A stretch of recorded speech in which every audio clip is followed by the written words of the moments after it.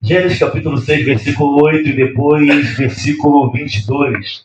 Eu peço a atenção dos irmãos, tá bom? Capítulo 6, primeiro versículo. A partir do versículo, vamos aqui no versículo 5, vai dizer assim. Capítulo 6, versículo 5. E viu o Senhor a maldade do homem se multiplicara sobre a terra, e que toda a imaginação dos pensamentos de seu coração era só má continuamente. Então arrependeu-se o Senhor de haver feito o homem sobre a terra, e pesou-lhe o seu coração. E disse o Senhor: destruirei de sobre a face da terra o homem que criei, desde o homem até o animal, até o réptil, e até a ave dos céus, porque me arrependo de haver feito. Noé, porém, achou graça aos olhos do Senhor.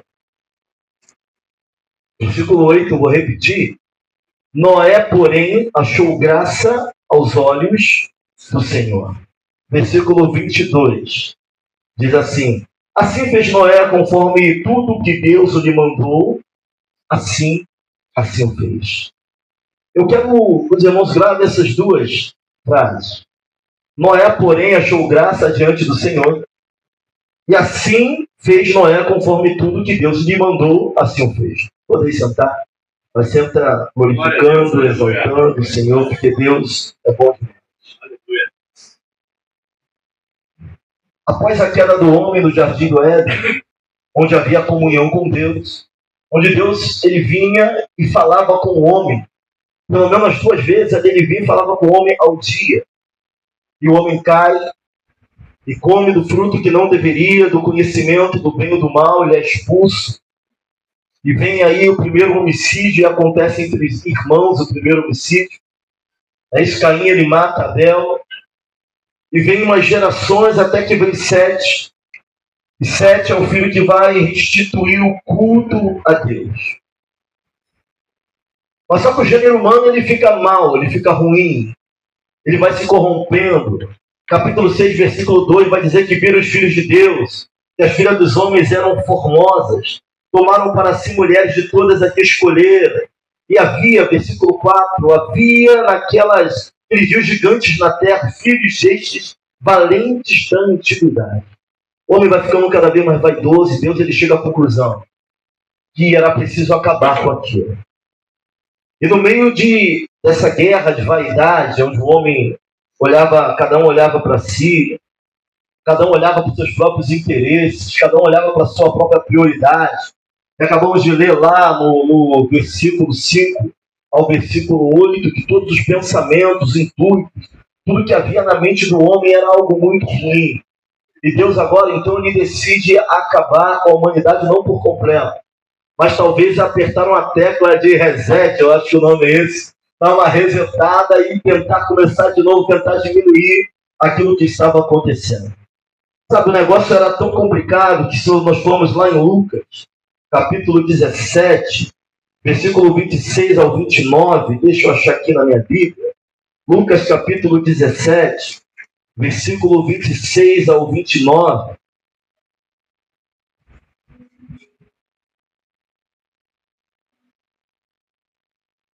Jesus vai estar ensinando sobre a segunda vinda, a sua segunda vinda. Jesus ensina sobre a vinda do reino. Ele vai dizer assim no versículo 26, e como aconteceu nos dias de Noé, assim será também nos dias do Filho do Homem. Comiam, bebiam, casavam e davam-se em casamento. Nada contra casar, tá? Não vão casar, nada contra casar. O pastor casou, tem que planejar. Mas escuta o que ele está dizendo aqui.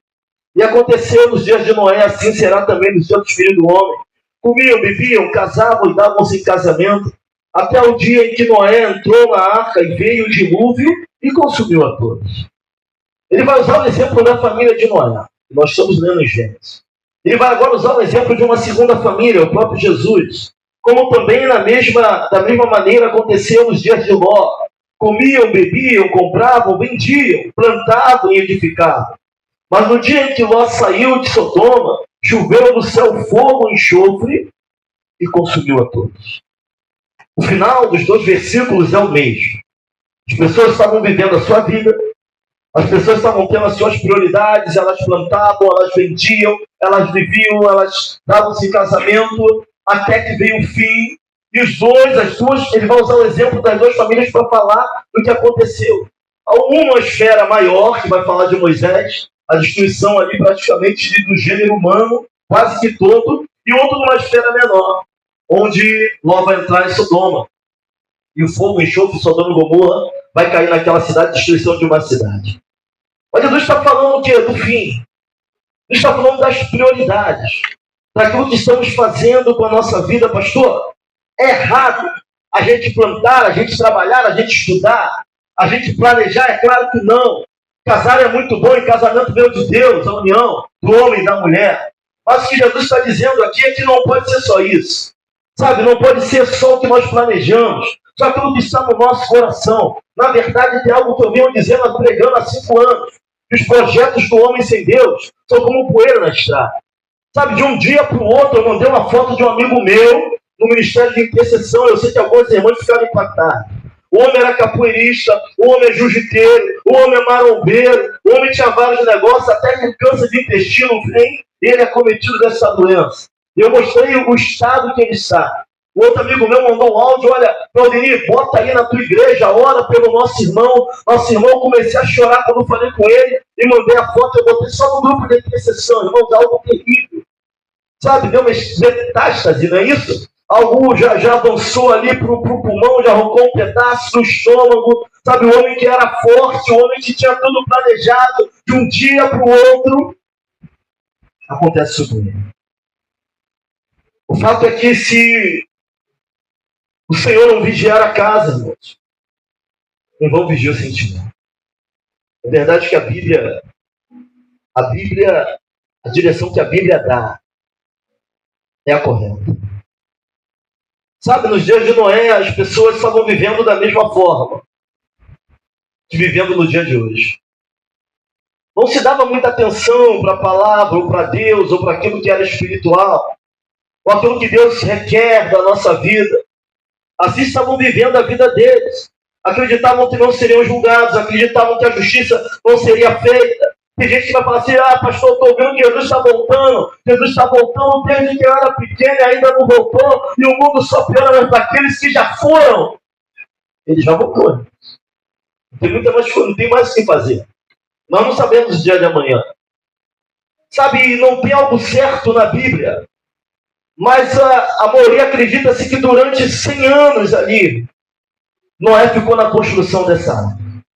100 anos. 2 Pedro, capítulo 2, versículo 5, vai chamar de Noé como o anunciador da justiça. Eu não sei se ele pregou para outras pessoas. Sabe, eu sei que o dilúvio foi anunciado a ele. Agora, se ele é para ele anunciar a alguém, eu já não sei. Mas acredita-se que sim, que ele tenha falado. Você vai ver os filmes da Arca de Noé, ele está anunciando, as pessoas estão rindo dele, ele está trabalhando num projeto. Sabe, tudo que as pessoas não queriam era chegar perto daquela arca. Eu estou conjecturando. Um projeto grande, estranho.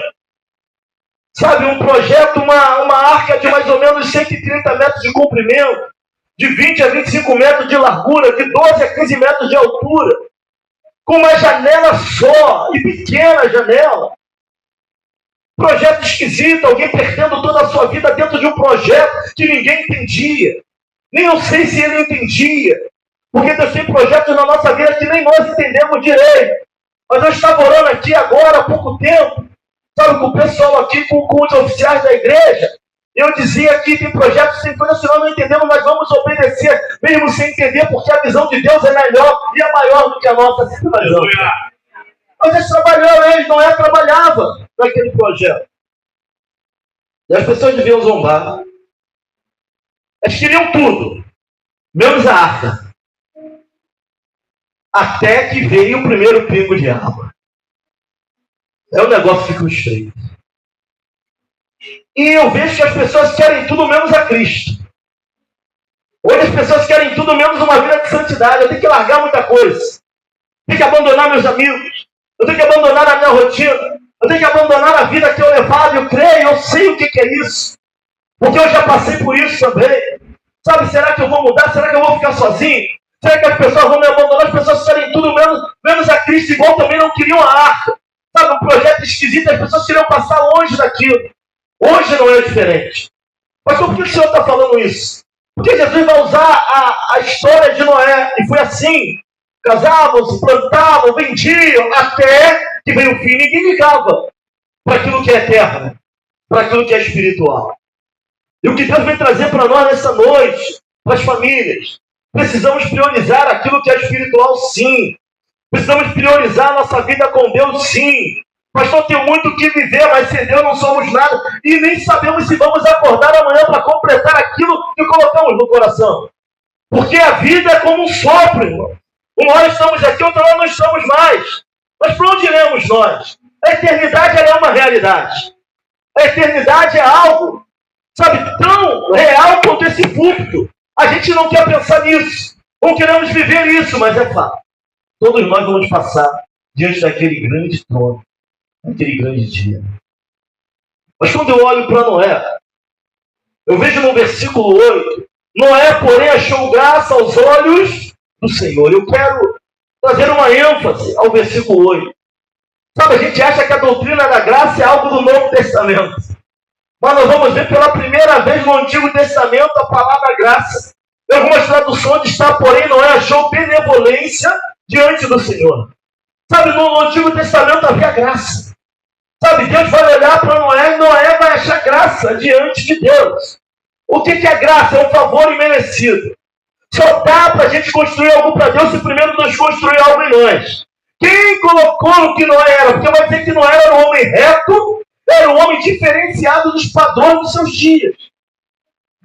E está difícil hoje fazer a diferença.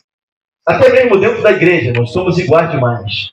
Se acreditamos um pouco mais, não, nós somos, não. Se queremos parecer com Cristo, você é bobo, você é tolo. Ele ia além do padrão, mas quem botou isso nele? O próprio Deus. Se Deus não construir primeiro em nós, não vamos conseguir construir nada para Deus.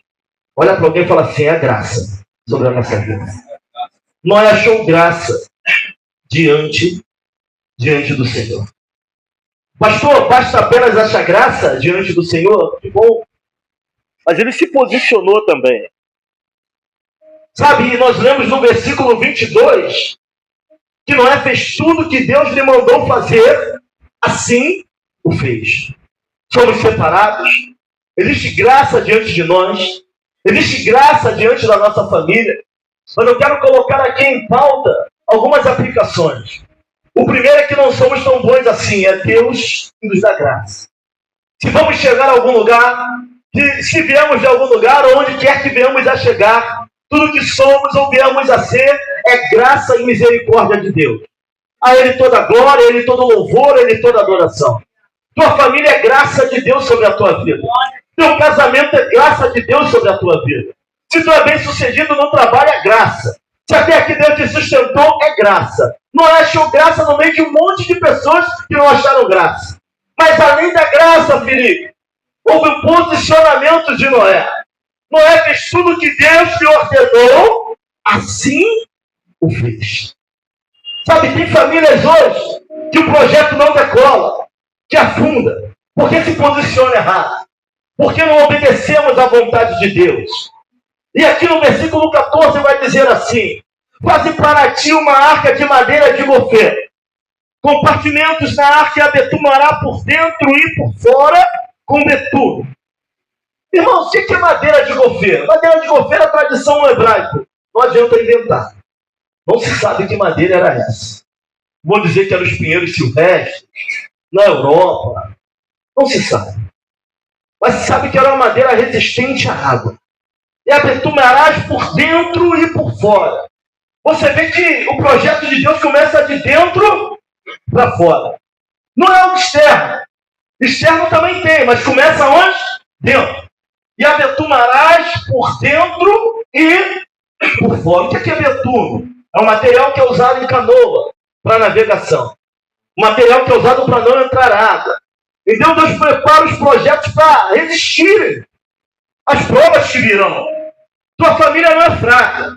Tua família é um projeto de Deus. Sabe, Ele está preparando a tua família para resistir às lutas que virão. Às guerras que virão. Claro que Deus está conosco. Oramos e Ele está presente. Mas Deus também nos dá as ferramentas para que possamos viver de maneira melhor, mesmo em minhas lutas e minhas guerras. Mas para ti, uma arca. E a arca é para quem? É para Deus? A arca é para quem? É para Noé. O projeto é de Deus, mas é para abençoar a vida de quem? De Noé. Senhor, eu tenho feito a tua obra, o projeto é de Deus, mas é para abençoar que vida? A tua. Será que o projeto de Deus para a tua vida pode te destruir? Ou é para te destruir ou é para te abençoar? Sabe, quem tropeça somos nós. Quem não sabe a maneira certa somos nós. Pastor, essa obra está pesada, ela está me prejudicando. Não, é a tua maneira de levar a obra que está te prejudicando. Sabe, a falta de entendimento é nosso. Porque o que Deus tem para nós é para o nosso bem e para o nosso crescimento. Faze para ti, é para ti. Sabe, a obra é de Deus, abençoa pessoas, mas é para o nosso benefício. Quanto mais eu oro para alguém, mais eu sou abençoado. Quanto mais eu perco tempo abençoando a vida de alguém, mais Deus derrama a bênção sobre a minha vida. Sabe, é para os outros, é para a obra, mas é para a edificação do meu caráter. Sabe, é para a lapidação do meu homem interior. É trabalhando para Deus, mas a obra é para você. Não pense que estamos fazendo alguma coisa para o pastor. Sabe, é para a honra e glória do nosso Deus. E é para a edificação da sua vida. Faze para ti uma arca de madeira de governo. E a tomarás por dentro e por fora. Farás na arca uma janela de um côvado. Irmão, por que uma janela? Você está falando para pensar? Uma arca de quase 12 metros de altura, 130 de comprimento, 20 a 25 de largura, só com uma única janela. Quem entra dentro da arca?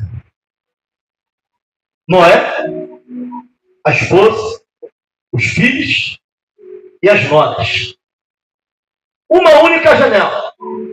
Porque eu entendo que família tem que olhar para a mesma direção.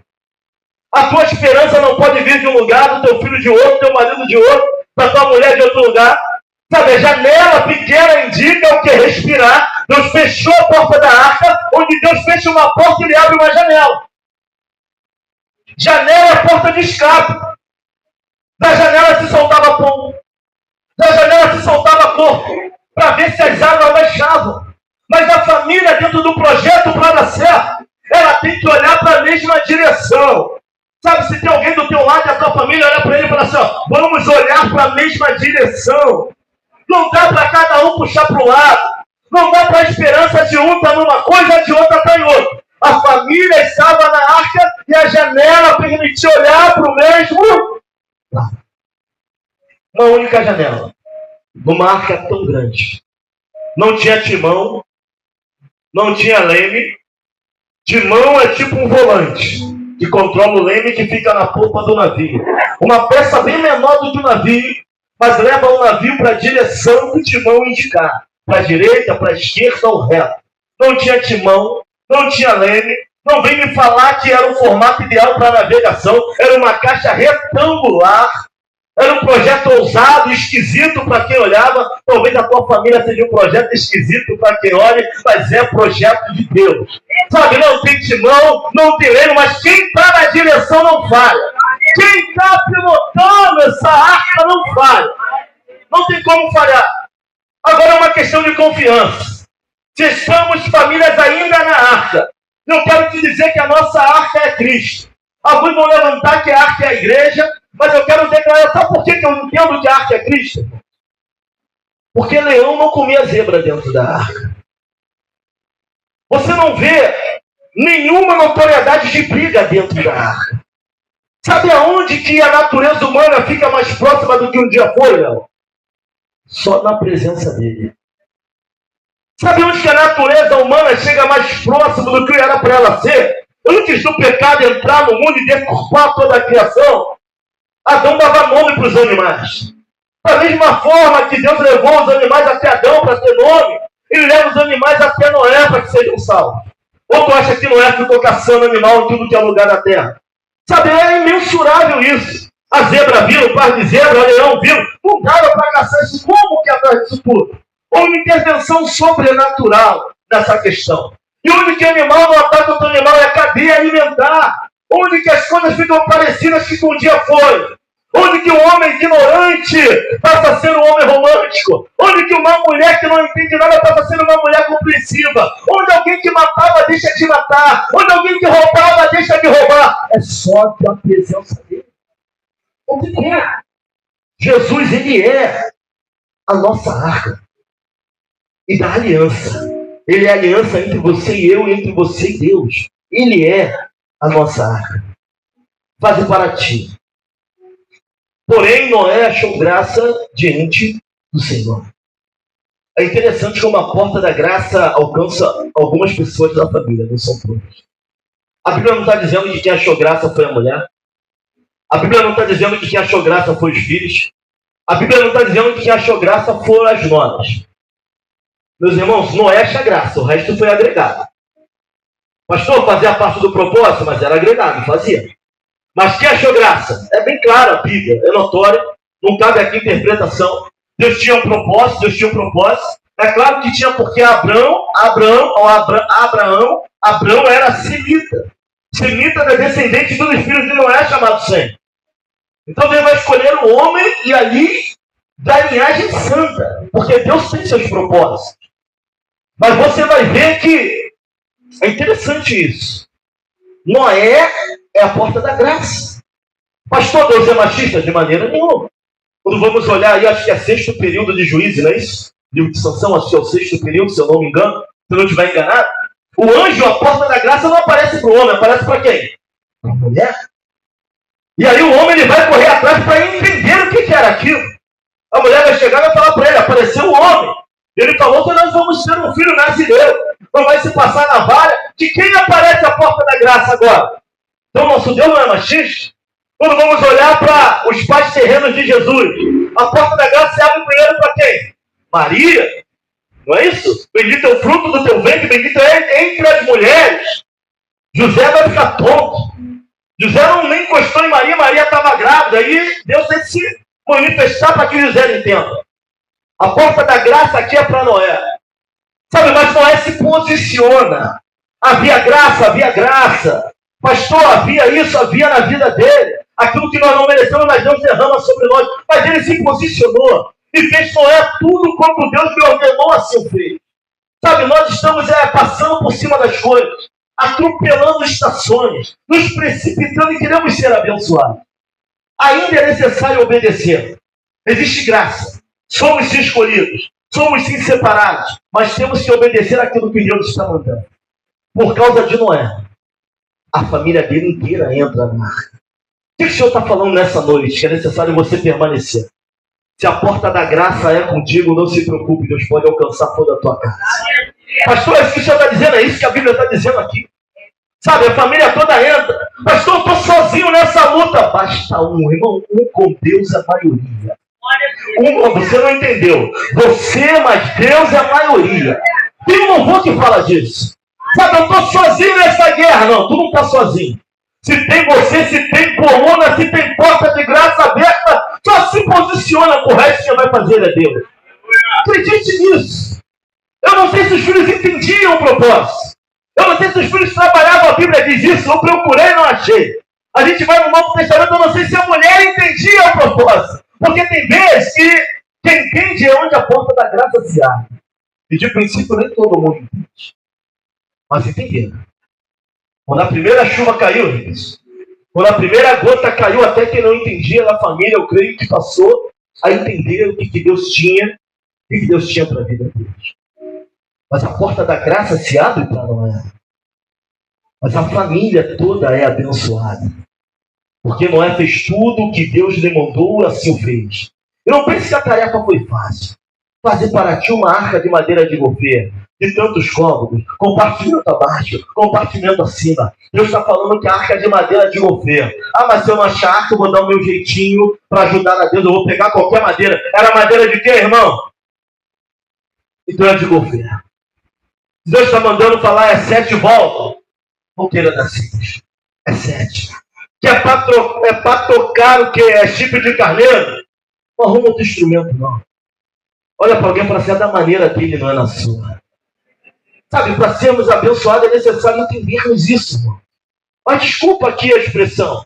Nós somos tolos de achar que é da nossa maneira, do nosso jeito.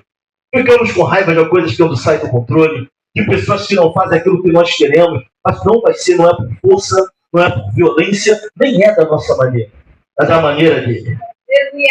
No ano 600 da vida de Noé, no mês segundo, aos 17 dias, romperam-se todas as fontes do grande abismo. Ele entra no ano 600. Sabe quando que a arca é aberta? Lá no ano 601. Quase um ano dentro da arca. Enquanto as portas não abriam, enquanto as águas não baixaram, a família trabalhava no projeto. Família sofre junto. Família vence junto. Pastor, eu olho da janela e as águas não baixam. Começando com o presbítero Léo, irmão, tem anos. Tem águas da minha vida que não baixam. Tem anos que eu olho, que eu solto o corpo, que eu solto o pombo. Isso está na Bíblia, tá, irmãos? E voltavam porque as águas não tinham baixado. Então, enquanto a água não baixa, vai soltando o corpo, vai soltando o pombo. Mas fiquem juntos como família, trabalhando dentro do projeto. Fica firme nessa arca que é Cristo. Até porque ele já fechou a porta para a família que entrou.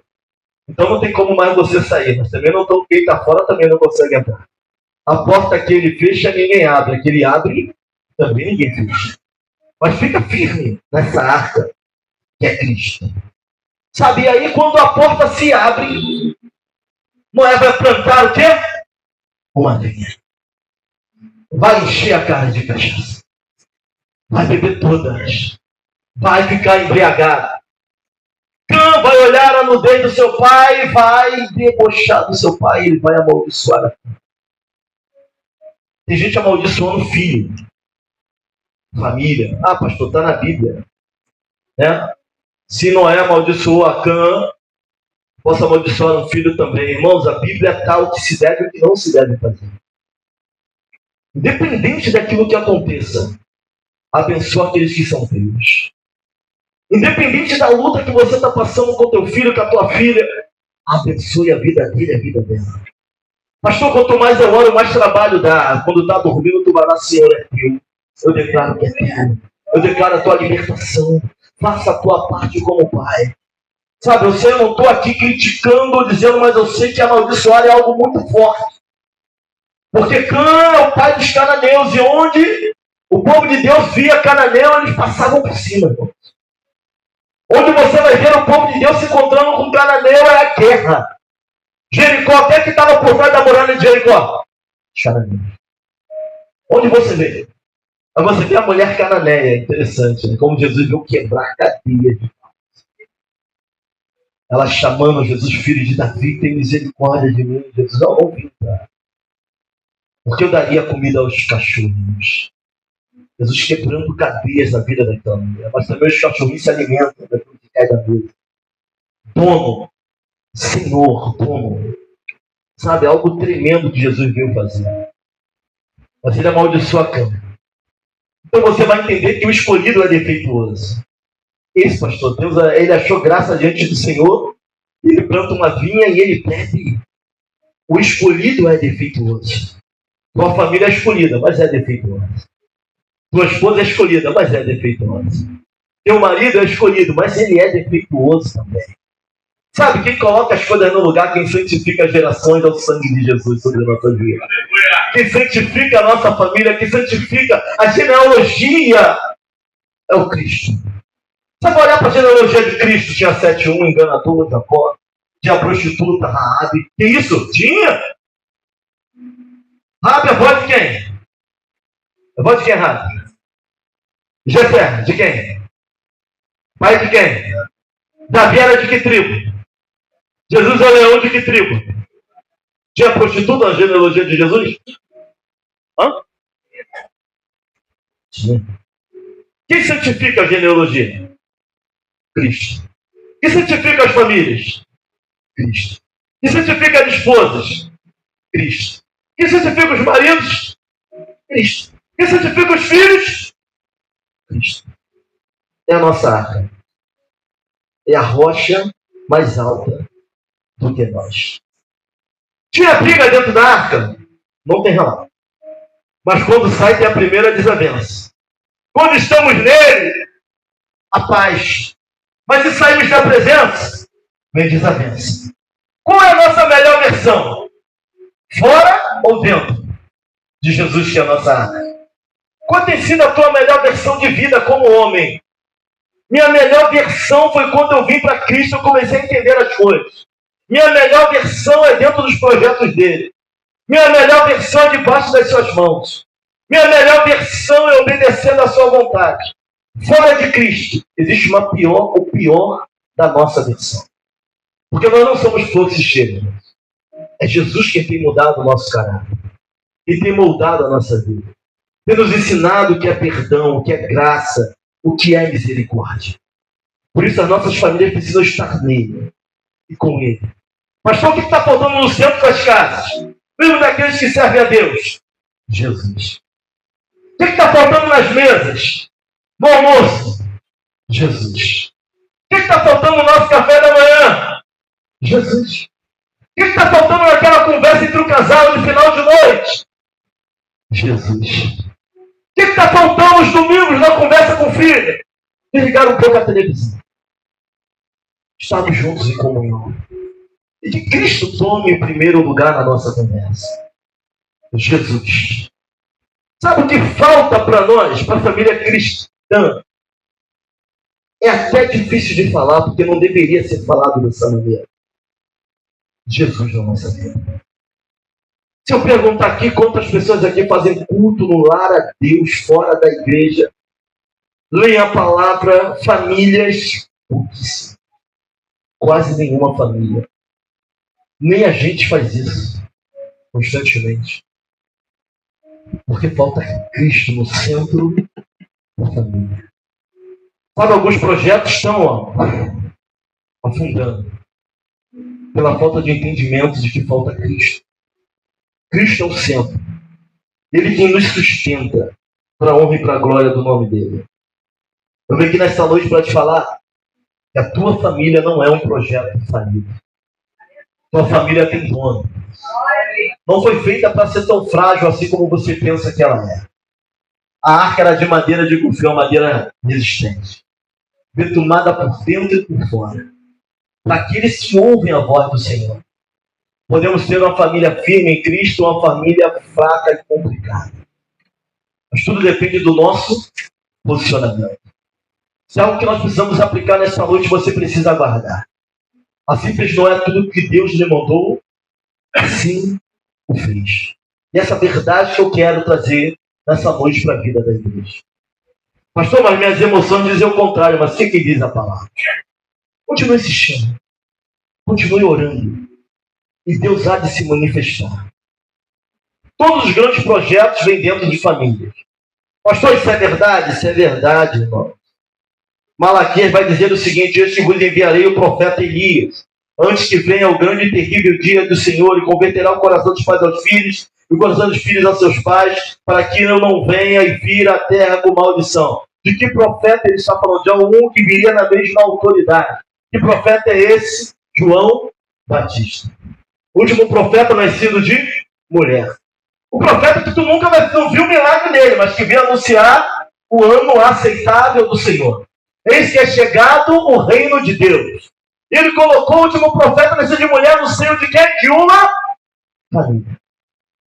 De quem? Zacarias, Isabel. Estéril.